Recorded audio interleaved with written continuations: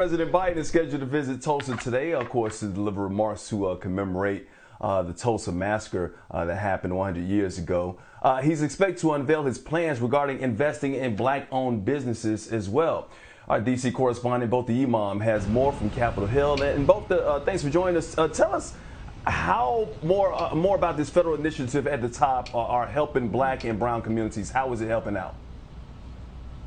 Well, Mike, so often what we talk about is jobs going into the communities, into black and brown communities. That's what Biden has been talking about. But we all know the power of when you have a minority-owned business and how often, percentage-wise, they tend to hire people who are black and brown. And that's exactly what we can expect President Biden to be talking about today, increasing the contracting opportunities for these small businesses owned by minorities, small disadvantaged businesses, because it does trickle down into the community, into employment. He's also going to be talking about increasing black home ownership as well, from targeting federal purchasing power to, again, expanding those contracting opportunities. The goal here is to close the racial wealth gap. Plans include boosting the amount of federal contracting dollars given to what's known as SDBs, small disadvantaged businesses, with an additional $100 billion with a B in funding over the next 5 years. During the president's travels to Tulsa today, he's slated to tour the Greenwood Cultural Center and meet with surviving members of the community. He released a proclamation for a day of remembrance of the Tulsa Race Massacre, calling on the American people to, quote, reflect on the deep roots of racial terror in our nation and recommit to the work of rooting out systemic racism across our country. Several Congressional Black Caucus members will also be in Tulsa today. During recent House hearings, some lawmakers have been sounding off, calling for justice for the victims of the massacre. Take a listen.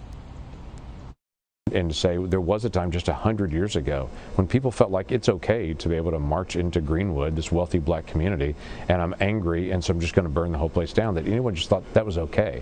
And not only that it was okay, that there were literally people deputized to be able to go join into this, that people actually gave them their guns and said, if you're going to that area, here, take my gun with you. I mean, I can't even fathom that based on where we are today. So it grieves me to be able to think about that part of our history. It also is one of those moments for me to look back at and go, that was us, but that doesn't have to be who we are in the future. And how do we continue to be able to learn from that? There's only one reason why descendants of the Tulsa Massacre have not been compensated, and that reason is racism. The Biden administration has shown, by the way, some reluctance on whether the victims of Black Wall Street should receive reparations. So that remains to be seen. But again, they are expected to talk dollars today as it points to businesses and home ownership in black and brown communities. Mike.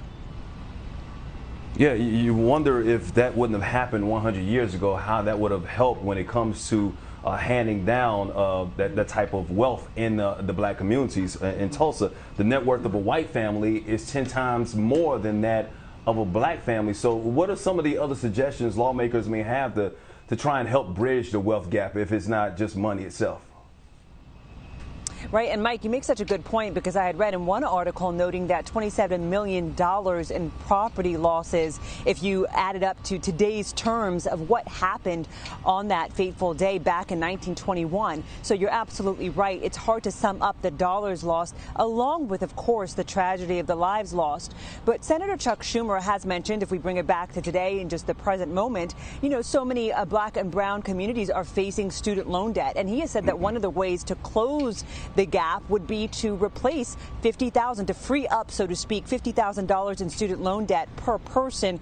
That, again, is something that the Biden administration has not given the green light to at all. They've, in fact, balked at that a little bit there. But that is something that Senator Chuck Schumer says it has hit disproportionately, Mike, black and brown communities, the student loan debt the most. And so by freeing that up, $50,000 per person, he's proposing that that could help bridge the racial disparity, the racial wealth gap. So we'll see if that has any chance of getting through Congress, of course.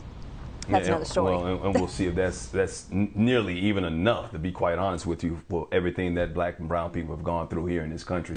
Bofta Yimam, of course, with the latest happenings from Washington, D.C. We always appreciate you, Bofta.